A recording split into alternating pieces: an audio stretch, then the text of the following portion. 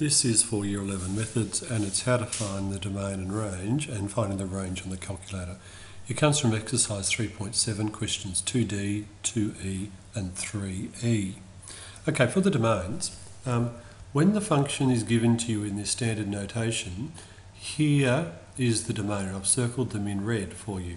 So the domain is negative infinity to 0, non-inclusive of the 0, because it has to be all the negative numbers. The domain here is 0 to 5, non-inclusive of either of them because it was a round bracket in the standard notation. And in 3E, 1 to 5, square brackets on each because there were square brackets. And each of these are what we call restricted domains. Okay, I'm going to use the calculator to find the ranges. So bring up the keyboard. X to the power of 4 plus 3x to the power of 3 minus 2x plus 1. Press execute, make sure it's exactly as it is in the question. Open up a window in the bottom part of my main, so I've actually got a graph window as well as the main window. Go back up to main, select, drag and drop, and there is my quartic that's been drawn. I wish to look at only the negative numbers, so I'm going to restrict my domain by leaving -7, but only going up to 0, and go OK. Now I can see that this is the only part of the graph that I'm going to have. Up here we're going to continue to 0, nearly to infinity, so I'm going to have my largest value infinity. If I go analysis, gsolve, ymin, fmin, it tells me my lowest y value. If I touch the y value, I get it down here in the bottom.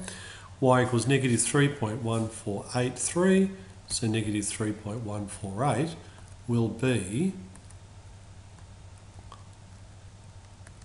my range. In the second question, I have a different function, so I'll bring up my keyboard again. I've got x to the power of 3 plus 2x to the power of 2 minus 5x plus 1. And open up my window again. When the window is selected, edit, clear all. That clears that bottom window.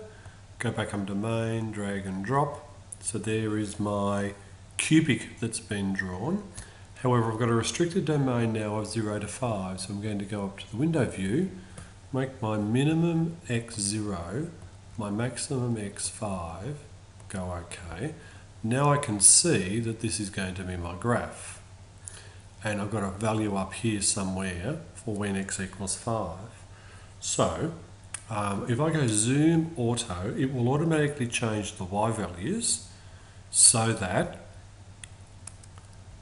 zoom auto, it automatically changes the y values so the largest y matches for x equals to 5 and the smallest y is also fitting onto the screen. Analysis gsolve fmin, and fmin occurs here, and that's that turning point, and that's at y equals negative 1.2088, so negative 1.209. Now that has to be a square bracket because that is that turning point. So the actual graph equals that point. And analysis gsolve fmax gives me 151. Now that occurs when x equals to 5, but in the domain x never equals 5, so I have to have a curved bracket. So there's my range for the second example. So I go back to main.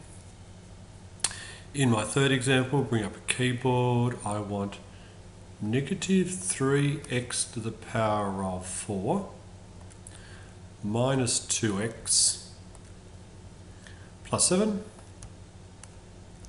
Execute, bring up my window, edit, clear all to get rid of that previous one, and I drag and drop that graph.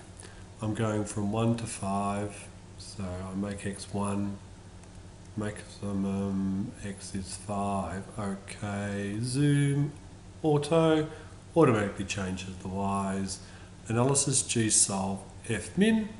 The minimum y value is negative 1878, and that's when x is equal to 5.